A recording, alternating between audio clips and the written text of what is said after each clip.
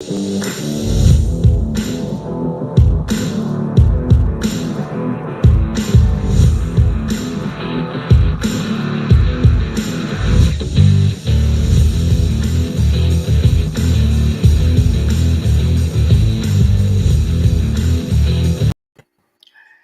it's time for Santos on Sports. It's Paul and Chris, and I have a question for you, Chris. Are you ready for some football?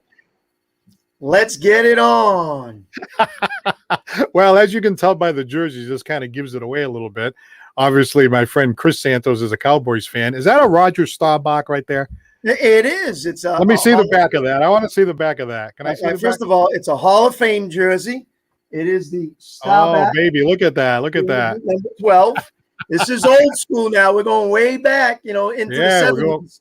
Well, you're consistent, so I definitely respect that. Of course, I got my Patriots over here. I got my Super Bowl championship, but the Patriots are in a different position right now, a little bit different than we're accustomed to. But tonight, let's start with first things first. Tonight, your Dallas Cowboys are playing at the I hate to even say it, the defending Super Bowl champion Tampa Bay Buccaneers, led by our old friend Tom Brady. They're going to put the banners up there tonight. Dallas 6-10 last year, the underdogs going in. It would be kind of fun to see them pull off the upset, obviously from your point of view and mine too. How are they going to do it against that stacked team? Well, I think the biggest part is we're healthy except for Zach Martin, who's out on the offensive line. But we roll as Dak Prescott rolls. He hasn't played in, over a year.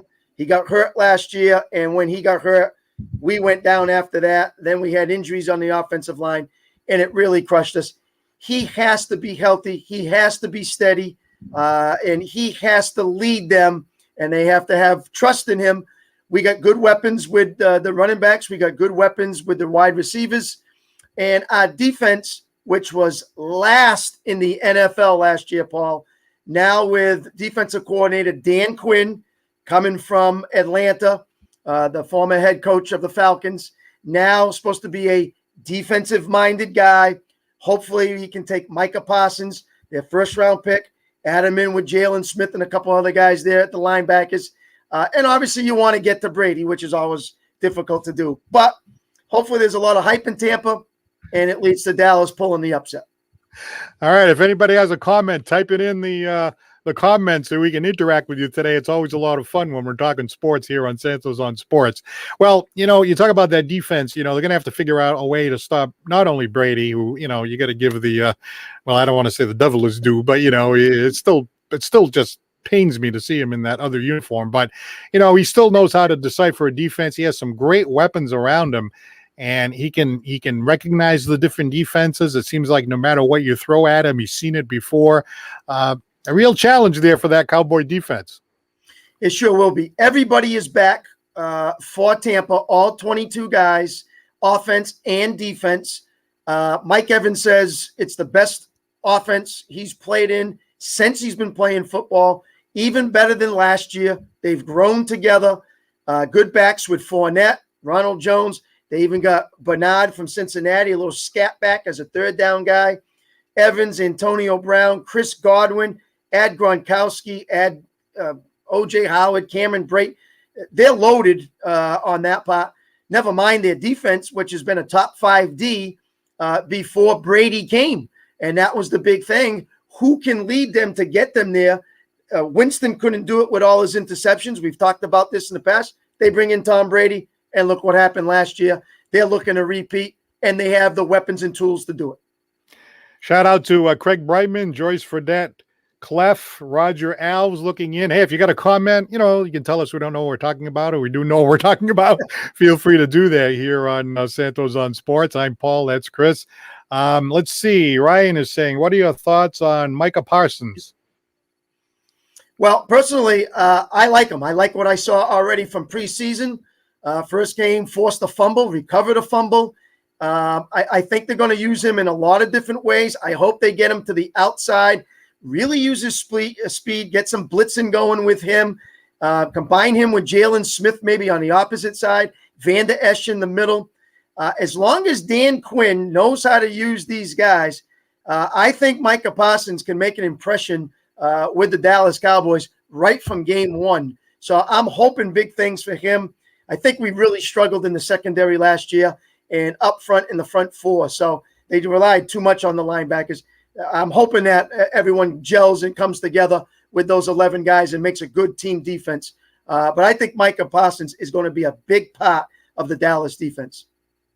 All right, we got a comment here from Craig Brightman. Will CeCe Lamb have a bigger year than Amari Cooper? I'm going to say yes. I think they're going to double team Amari a little bit more, knowing that he's a number one receiver. Get Lamb maybe in the 2 spot, maybe in the slot. Obviously, with Gallup on the opposite side, I think Lamb offers a little bit more speed, a little more moves. He's got quickness off the ball, can get away, separation, uses speed, great hands. I think Lamb is a better receiver than Cooper with this offense. Still, Cooper can play. Hopefully, he can get better as the season goes on. But I think Lamb is the better player right now. Let's talk a little bit about Dak Prescott. You mentioned that at the open, you know, how really everything kind of starts there with Dak Prescott. And, you know, obviously you got to put points on the board to beat the defending Super Bowl champions for sure. Talk about the defense, but obviously getting points on the board is going to be big. Now, he is a very dynamic individual. You know, I thought he got a little greedy there when he was asking for that big, fat contract and he wasn't happy and all that. But he's a valuable player, and he can do a lot of different kind of things. Totally a different kind of quarterback than Tom Brady or Jones that's playing now for the Patriots. You know, he can do a lot of different things. How do you see his impact with the offense, and what can he do that's special to really put the pressure on that Tampa Bay defense? Well, the funny part was when he first started, he was more of a run and gun kind of a quarterback, Paul. You know, not willing to give up the pass and run it himself. He's now calmed down from that a little bit. I don't think he takes off as much as he used to. My main concern about Dak Prescott, and I've said this from day one, I want him to beat the teams you're supposed to beat. You cannot go to New York Jets with that team and lose to the New York Jets. That's a team that you're supposed to beat. There have been games that he's gone in. I don't care what his fantasy stats are, and he's throwing for over 400 and 500 yards. I want the victory. And until I see that, until I get into that playoff mode to get that team in there, he has to find a way to make sure he's got control of that offense and win games down the stretch. I had gone to a game 2 years ago with some friends of mine. We went to the Vikings game in Dallas. That was another game right at the end, ball in his hands, and they didn't win that game, and they should have beat the Vikings that day. Those are the kind of games good quarterbacks like Tom Brady finds ways to win those games. They want the ball in their hand. I need Dak Prescott to do that if Dallas continues to win. Well, you know, there have been a lot of these running quarterbacks in the league lately, you know, and the danger is always that they're going to get hurt, you know. I mean, and great quarterbacks, like, you know, they can throw the ball, and, you know, that's always a concern if you're running around too much. And I think you're seeing a little bit less of that because of that reason. Oh, no, absolutely. I mean, I'm surprised Lamar Jackson is still healthy as he is right now because he's been banged up, you know, in the past, but he runs more than anybody else. Like for Dak, I like to see him sitting back in the pocket. He can throw. He's thrown for 400, 500. Yeah, you're going to use the legs once in a while when you need to. But, Paul, you watched for 20 years. You saw a guy win 6 Super Bowls. The guy doesn't even run in his life. His run is 4th and 1 and just squeaks over the line. If Tom Brady never ran, they would be happy as could be. And he's the best quarterback there ever was. And he never even ran the ball. So it proves to you that it can be done without being a running quarterback. And he's done it so perfectly. It's a matter of, can these other quarterbacks see it and kind of do the same thing? Well, you're getting pressed today. I mean, we got a comment here from Ryan. Shout out to Ryan and Missy Rocha Farias today down there in Mattapoisett. The question is, are you confident about the backup quarterback situation in Dallas? Hey, we don't want to see anything happen to Dak, but if he does, last year was a disaster with the backups. No, that's true. You know, Cooper Rush was the name that came up. They just picked up Will Grier from the Carolina Panthers. So they do have a couple of guys. Hey, but listen, if any quarterback goes down on any of the 32 NFL teams, you know, are you going to be happy having that backup and have confidence to have the backup lead you to a playoff and win a Super Bowl? Probably not. It's not easy to get two quality guys, because then you would have to pay both of them, and that would be kind of tough, one sitting and one playing. So it's very hard to say that is. But if they're asking me if I want Cam Newton, who once again, Paul, has still not been picked up, no, I don't want Cam Newton. So he can stay right where he is. I don't want him. I'll keep with the guys that I have that know my offense, and let him do what it is. But that's the way it goes. It's very difficult to have two quality quarterbacks on one team. Well, you mentioned Tom Brady, obviously the greatest of all time, the GOAT and all that. Mm-hmm.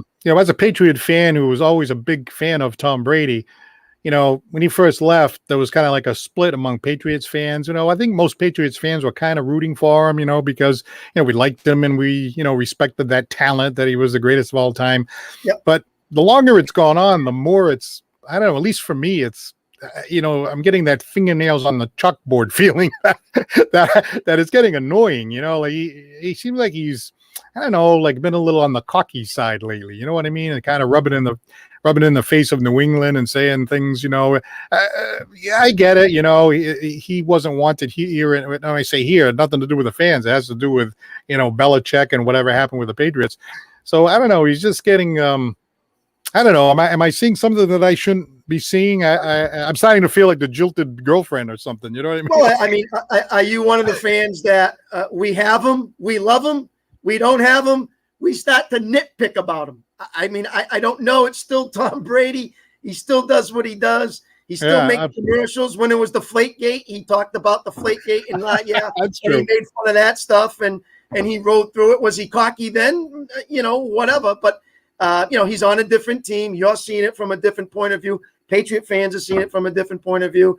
So, do they want to, have him lose or get knocked off? Not necessary. Not a lot of Patriots still think that. A lot of Patriots still think, hey, this guy's still one of us, as they always say to me, and we still root for him. So, I wonder what a poll would say now, because I had a hard time rooting for him. Last year when when Tampa Bay went into the playoffs, I was kind of hoping they get knocked off. I got to be honest.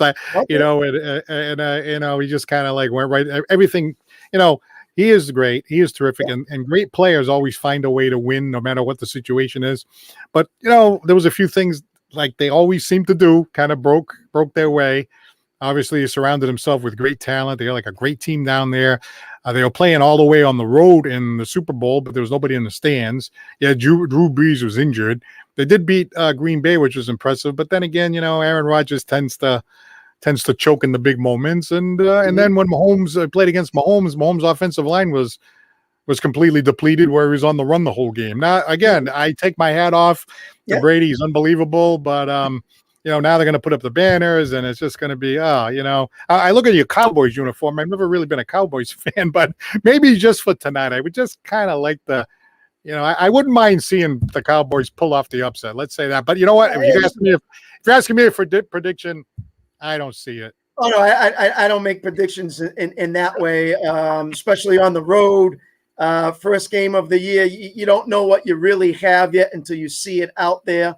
On paper, obviously, Tampa seems to be the better team. What had happened last year and what they have done. But I think you're right, Paul.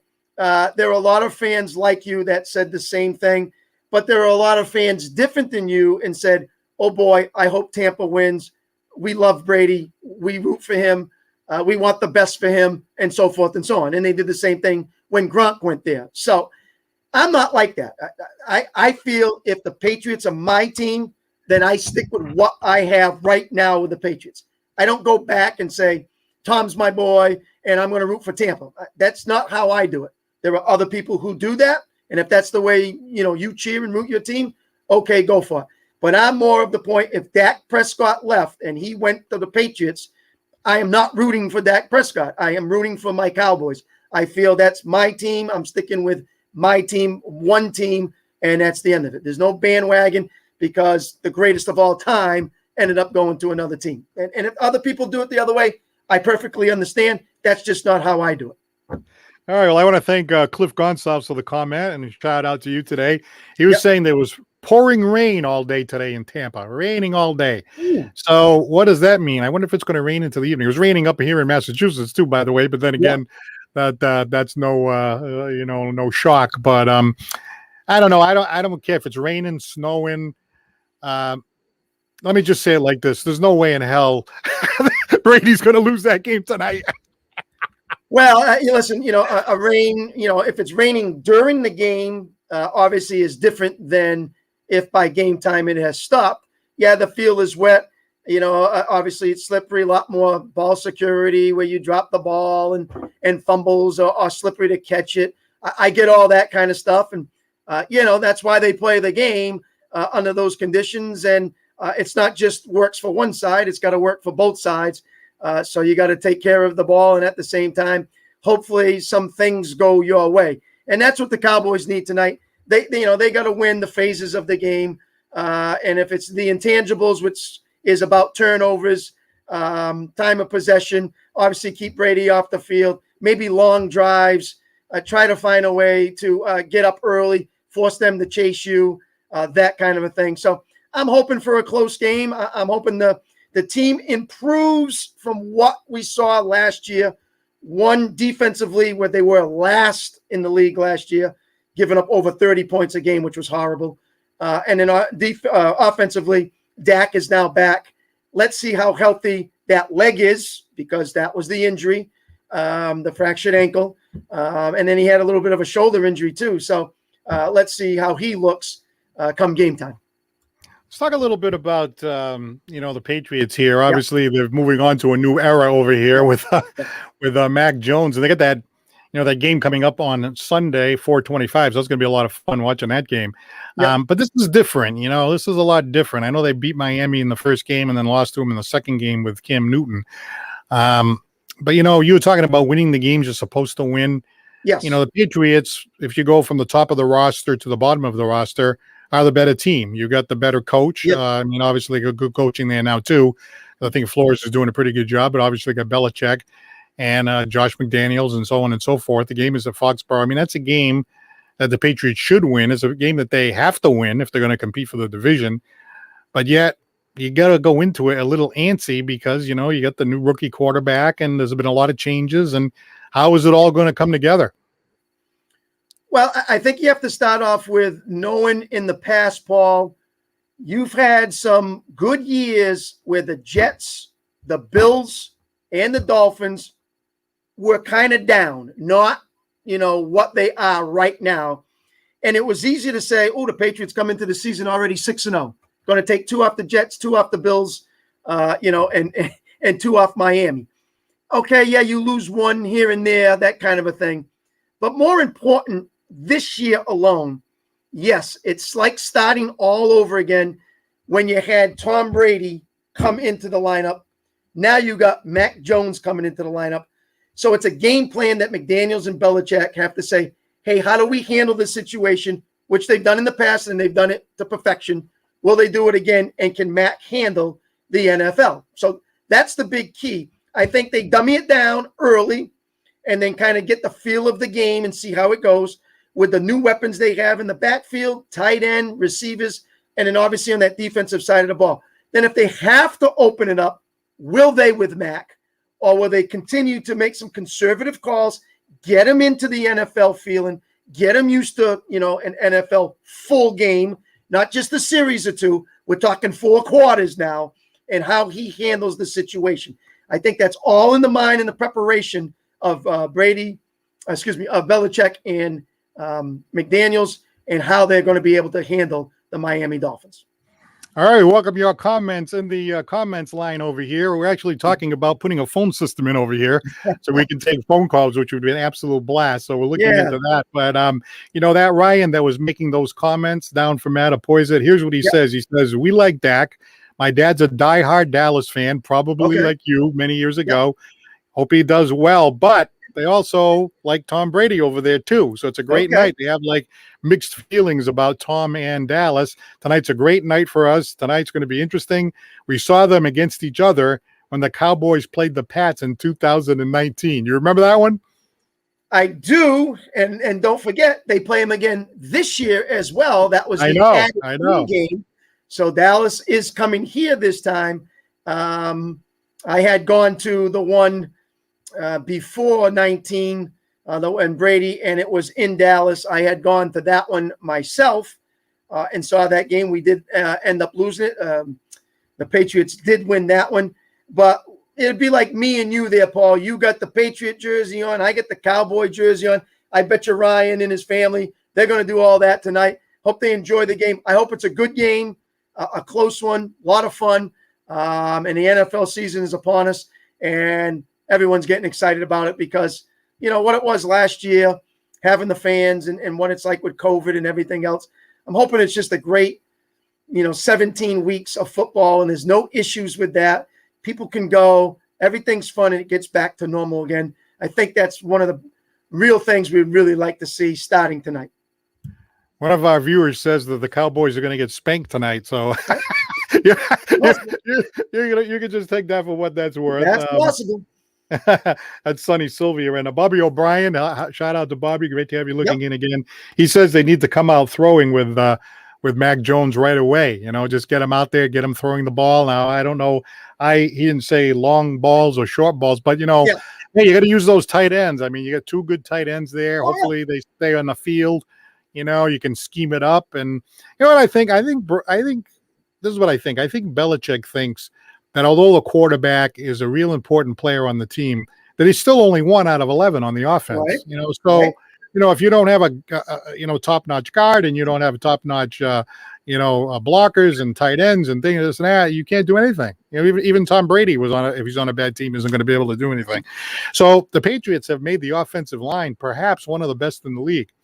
You also have great tight ends, right? You have real experience in terms of Josh McDaniels scheming it up, Bill Belichick. So Mac Jones is coming in to a very nice situation. So if he can just stay within himself, not do anything, don't make any mistakes, just, come down the field, read the defense, this and that. I don't know. I think the Patriots can do well in that game if they follow that sort of that logic. And listen, I can agree with that. Rookies are going to make mistakes, but at the same time, how much leeway do you give them? That's number one. Number two, the team, as you said, Paul, you need to trust. Where's the trust coming from? The trust comes from Mac Jones. Does he read the defense? Does he make the right audibles? Do they make the right play calls? Doesn't turn it over? Does all the right things?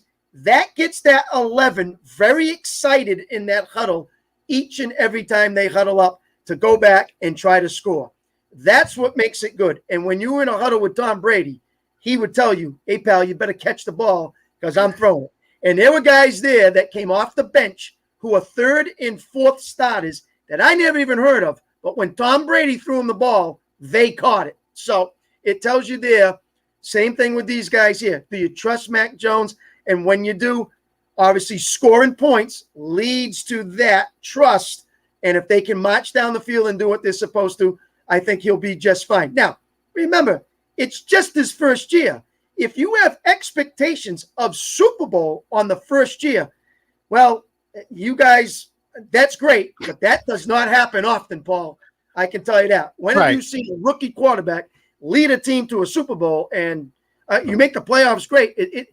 It's tough when you're so used to that winning that you've been doing in the last 20 years. I get it.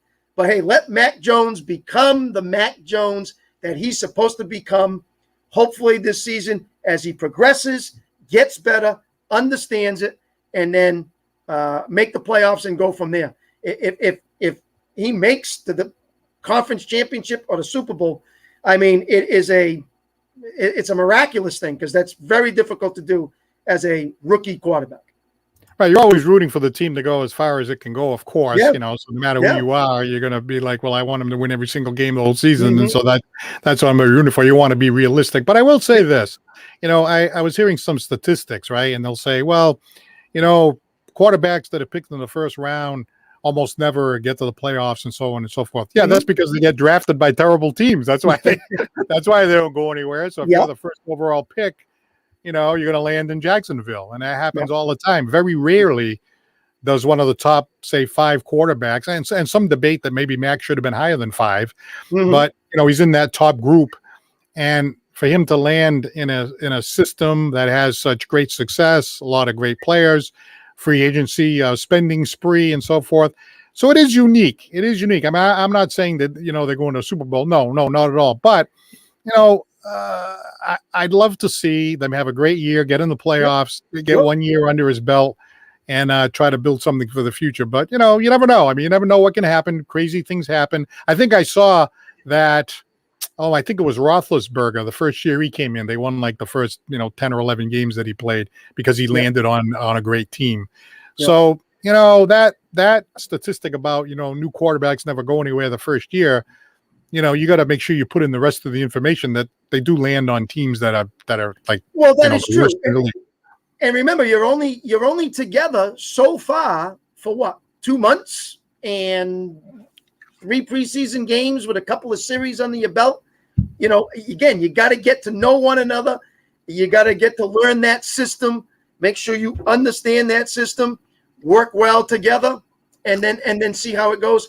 And one thing that Belichick is very well known for is getting the best out of every player and getting better as the season goes on. Right. That's what Bill does very, very well.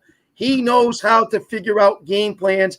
If it was a tough 3 weeks, but by week 6, week 8, they get better and better and better. And that's what he does extremely well with his teams. We've seen it in the past. And so I kind of expect the same kind of a thing. And you root for them to go as far as they can. Can that happen? Yeah, it's very difficult, but he's thrown into a good situation. Hopefully, as you said, not offensively, even if defensively, they help him big time, create turnovers, go after it, pick, interceptions, fumble recoveries, get Judon, who I think is a great player for them, to wreak havoc and really get, some good ball possession for them and field position as well. And the next thing you know, it makes it a lot easier for Mac, couple plays here and there, and they're in the end zone. So everything has to work together and gel together. They've done it for so long. I'm sure they can do it again. Well, if you look at those first championships, they look at the Patriots dynasty. They say Patriots had a dynasty over the last 20 years. It's almost like 2 mini dynasties. There's the first 3 Super Bowls. Then there's a 10-year space with even Belichick and Brady together didn't win for 10 years. So think about that for a second, right? And then there's that second cluster at the end. But, the Brady that we had toward the end of that run is not the Brady we had at the beginning. Don't get me wrong. When the chips were down, he always comes through. But, we're talking about games in the playoffs where there was 1 touchdown pass and, those games are won on defense. So not to make a comparison to Super Bowl teams, but I'm saying this team right here, kind of defense first, so I like that. I think it takes a little bit of pressure off, the new quarterback and the offense a little bit, assuming the defense is as good as they say they are. Well, correct. And then that's very important, Paul, for a rookie coming in. You want to make it a little bit easier for him. Instead of starting at his 10, maybe he starts at his own 40. Next thing you know, next series he's starting in the other team's territory because they created a turnover. Makes it a lot easier. I remember when Phil Simms won his Super Bowls with a great giant defense.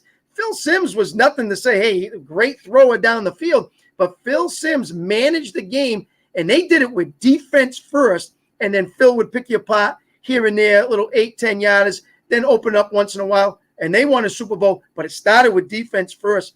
Good comparison right there, I think, with Phil Simms and that team specifically. Now, am I saying the Patriots defense is like that giant defense? Not necessarily. I got to see them first. I'm not really sure, but that is another way that you can do it. Absolutely. And listen, Tampa Bay is a very good defensive team.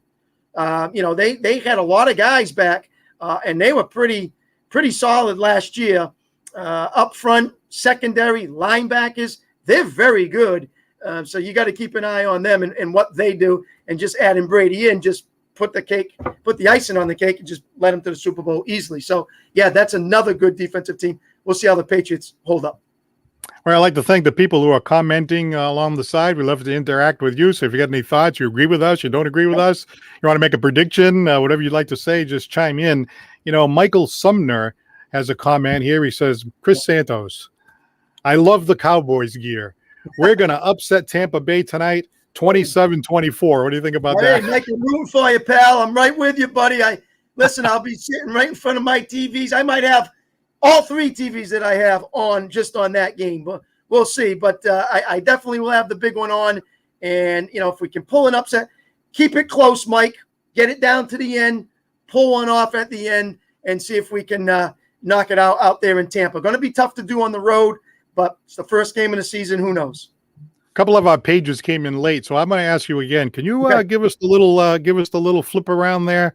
Because this guy doesn't. You're not a bandwagon jumper from the '90s. You go back to Roger Staubach. No. This is there he is. This is Cowboys. Holy smokes! Look at that thing. Roger Staubach. I'm going to say this nicely. I'm going to say this as nice as I can be. Growing up, you turned on the TV. Who was on TV? The Dallas Cowboys, national game of the week. It was Dallas. Okay, you're a young kid, 8, 10 years old, starting to get into football. Who do you watch? You watch the Dallas Cowboys. You become a fan. Rode them ever since then. Did I go to Patriots games? Yes. Why? Because they're right down the road from where I live. You could pay, $10 to get in a game. Oh, yeah, I know. Back then. And I'd watch them back then at Schaefer Stadium when they had Russ Francis, Steve Grogan. Watched it, remember it. But Cowboys was the team that I went with. Been on them ever since. Now, I can't go to Dallas every week. So, of course, I have to go to New England once in a while. And still, I'm an NFL fan. But I love football. But Dallas has been my team since day one. Hey, I got to ask you a question, right? Back in I think it was the 1970s. Do you remember the Hail Mary that Roger Staubach threw to Drew Pearson? Correct. I don't know why. I just remember that game, and I was rooting for Dallas. And in Minnesota. I guess Minnesota. That's right. Yes. Yep. Now, what year was that? Well, I remember it well because my brother was a Minnesota Vikings fan. Oh man! And so he was a Fran Tarkenton guy, and we had a big battle that day at the house when he caught that ball because, of course, my brother said that Drew pushed off and it should have been an interference call, and I'm saying no, it was the greatest play ever in sports. And when you're a kid, you're going back and forth, and we had that kind of animosity at that time, and that's the way it was. But Vikings were very good back then as well, so we always had to do a little family rivalry when those teams usually matched up in the playoffs. And it happened. I think that was back in '78, something like that. Yeah. Well, the interesting thing about that is there's people have different memories, but there's some disagreement as to when the term Hail Mary started. And I'm pretty sure Staubach claims that after the game, one of the reporters went into the locker room and they said, "What happened out there?" And he said, "I don't know. I figured we were going to lose the game. I just said a Hail Mary or something like that." Yeah. But I don't know. I did hear that story on I think it was an ESPN radio. I believe story. That's correct. I mean, you can Google it, but I'm sure that I believe that's what it was for the answer. And he said that. That one there, you could put Fluties in against Miami, when Phelan caught the ball. And Aaron Rodgers had some. Kyler Murray. Right. There's been a lot of those that's gone on in the past. I always thought it was because it was a heave, Yeah. It's like a Hail Mary. Well, they say you throw it high as you can, and then you pray as it's up in the air, and then as it comes down, whether it's caught or not, and you're praying a Hail Mary as it's right. Well, did you see the one that the Cardinals had one last year, and the reason why I was rooting for them is because I wanted them to win that game because it was going to help the Patriots. So he scrambled to his left, threw up this bomb, and it just landed right. I couldn't believe it. I was watching it on the red zone. I was all over the place. Okay, let's see. We got a comment here from Ryan, Missy Rocha Faria. Something interesting to think about now. Something interesting to think about. Okay. The oldest quarterback in the AFC right now is Josh Allen at the tender age of 25. So young guys are running that division for the next year, for all these years to come. So good luck to Mac. I do think another thing about Brady, right? Everything seemed to fall into place, right? The AFC East was terrible for so many years, and that's not going to be the case now. These teams are better. Well, I mean, again, Josh Allen has been proven. Tua Tagovailoa, we'll see. He's only got a year under his belt, and then you got a rookie in Zach Wilson coming for the Jets. Again. Those three teams keep finding a way to rebuild. The one that's secure right now is Buffalo. They're very locked in with what they have on the offense and defensive side of the ball. So that's the toughest one that I see. Miami still needs to get it going on the offense a little bit. They're not bad with the defense. Flores is a good coach defensively. If Tua and some of those guys start to gel, but they got to get some guys involved on that offense. And right now, the Jets, unfortunately for them, have not been very good in a long time, and they keep flip-flopping back and forth. You thought Sam Darnold was going to be the guy. Now it's Zach Wilson. And it's tough to play in a big city like New York. They expect high expectations every year, and the Jets have let them down a lot. So hopefully that can change for them. And the East becomes very competitive, and the Patriots would love that. They want to see some good games played during that time. Well, Bobby O'Brien is watching today, as we said, and he has something to say to Mac Jones over here. He says, "Let it fly," like Attorney Santos in the courtroom. Well, thank you very much. I appreciate that. In the courtroom, there are times where you kind of have to dink and dunk your way through and try to get the result that you want. But then there's also occasions where you do have to throw a Hail Mary. Okay. Well, listen, I think you introduce it. I don't think you just come out and say, "Okay, Mac, just let it go." I don't think they'll do that. That doesn't seem like the Belichick. Short passes. Yeah, that's not the Belichick offense. So I don't think they're going to air it out as maybe Bobby would like. But, I think they'll have some plays for him and use what he can. He understands the offense, seems like so far, and so he'll be ready. But they'll utilize him just the way they want him.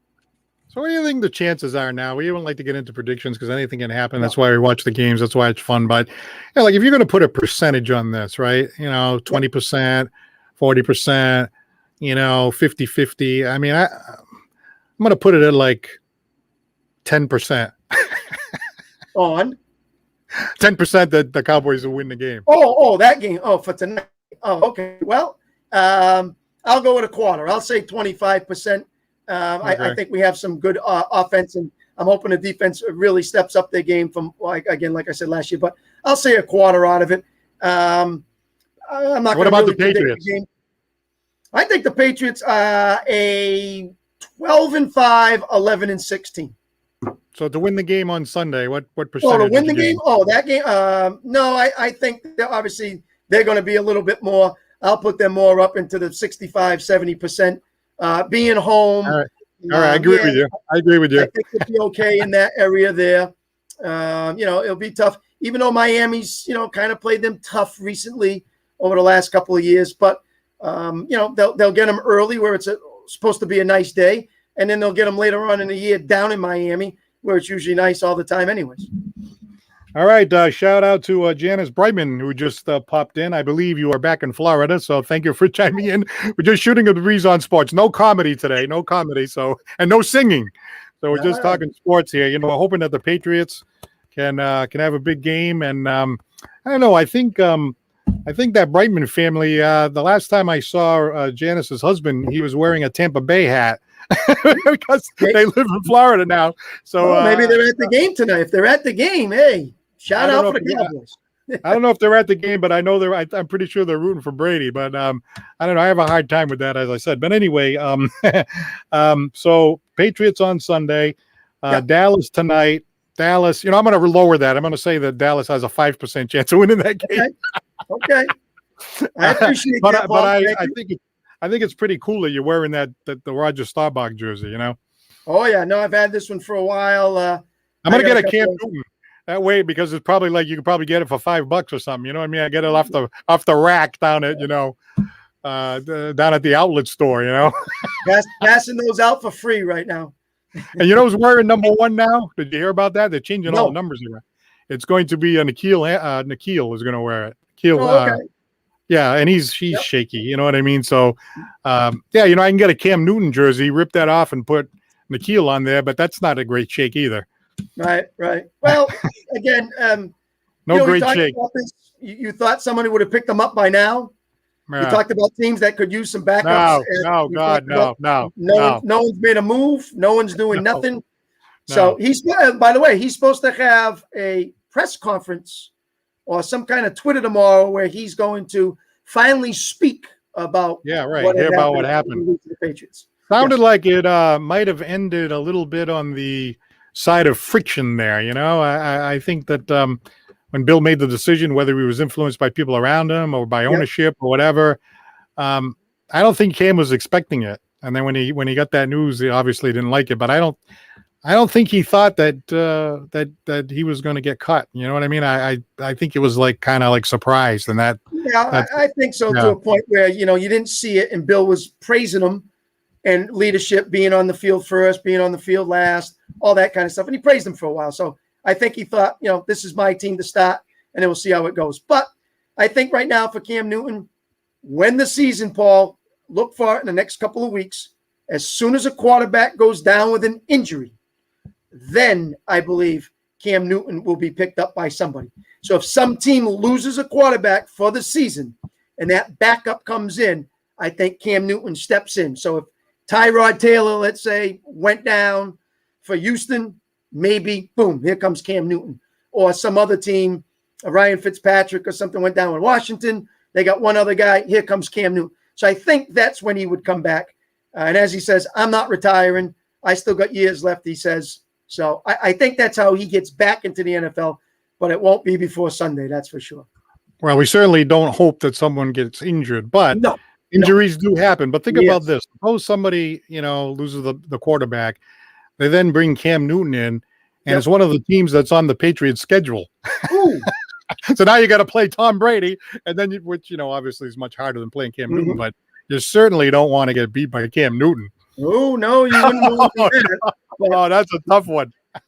Yeah, well, imagine that on the schedule, and you'd sit back and go, oh, boy, check this game out coming up. But, yeah, that would be quite interesting scenario, especially for New England fans. So you're going to put that on early? You're going to watch you're going to watch that Tampa Bay banner go up there? Like fingernails on a chalkboard, going up there. Yeah, if it's an 8:30 start, TV goes on at 8:30 on that channel. I can tell you that. And then if they start to show it, I'll watch it and go for them. Hey, good. I mean, nothing good for Tampa. A great victory last year. Bruce Arians said, we got a team. We just need someone to lead us. He was right. He got rid of Winston, picked up Brady, and they led him to the promised land. So they're supposed to repeat. That's what all the experts have. Supposed to repeat, and Kansas City makes a charge, see if they could push him again. That's what everybody's saying. Hopefully it's something different, and that's why they play the game. So looking forward to the start of the season, which starts tonight. Well, I see you got the Dallas Cowboy hat as well as the jersey. I obviously have the T-shirt and this Super Bowl champion hat. I believe this was from the last one that they won. Which of course this is the last, and then I did notice that in the background. Is that's the stadium? Yeah.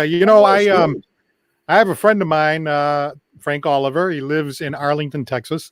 Okay, we've gone down to visit him on a number of occasions, and we haven't seen a game, but they have a tour of that stadium, right? Sure, a tour of that stadium. So, have you been to the tour? I have been to the tour. I went on the tour. And I'm thinking, I generally like to move quick. I don't like to be any one place a long period of time. I like to go there for an hour, then go there for an hour. That tour went on for 2.5 hours, and it went by like 5 minutes. What a tremendous tour into the box of the owner, into the locker rooms, into the where the cheerleaders come out, under the stadium, in the luxury boxes, different sections that have recliners, and what that thing is on, and that big gigantic jumbotron. That stadium is unbelievable. Yeah, it really is. The two things that stood out for me on that was, which I thought was really funny, when we went in the locker room, the guy says, okay, check out these over here. That's the offense. That's the defense on that side. We put those special teams guys way in the back. So I thought that was really funny, number one. And then number two was they talked about building the stadium and how much steel they needed for the stadium. So the guy says, one of the fans asked, where did you get your steel from? So the guy goes, Luxembourg. And he goes, Luxembourg? He goes, yeah, because the only way you're getting steel is over here in Pittsburgh. And Jerry Jones ain't getting no steel from no Pittsburgh. I thought that was the two funny things that I remember from that too. But yeah, it was great.